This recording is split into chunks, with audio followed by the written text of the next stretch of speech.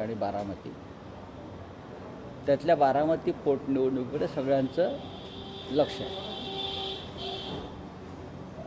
आणि पक्षप्रमुखांशी त्यांनी त्या संदर्भात चर्चा केली आणि ती चर्चा काय झाली किंवा त्या संदर्भात काय निर्णय आहे तो लवकरच स्वतः पक्षप्रमुख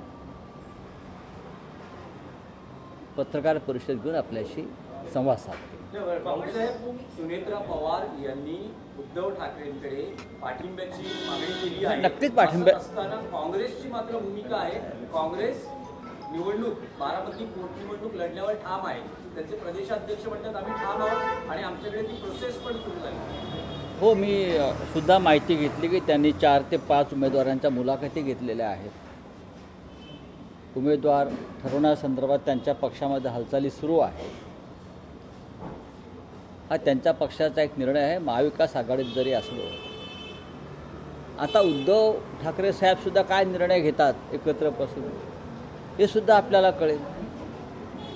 शेवटी महाविकास आघाडी आहे आणि उपमुख्यमंत्री सुनेत्राताई पवार यांचे जे पती अजितदादा पवार हे माननीय उद्धव साहेबांचे मुख्यमंत्री असताना अत्यंत विश्वासू आणि निकटचे सहकारी होते, असं उद्धवजीने वारंवार आपल्याला सांगितलेलं आहे. त्याच्यामुळे मला असं वाटतं की माननीय उद्धव ठाकरे साहेब आपल्याशी या विषयावर बोलतील. पण डॉक्टर महाविकास आघाडी तुम्ही म्हणता अजूनही अभेद्य आहे, निवडणुकांमध्ये ती दिसते.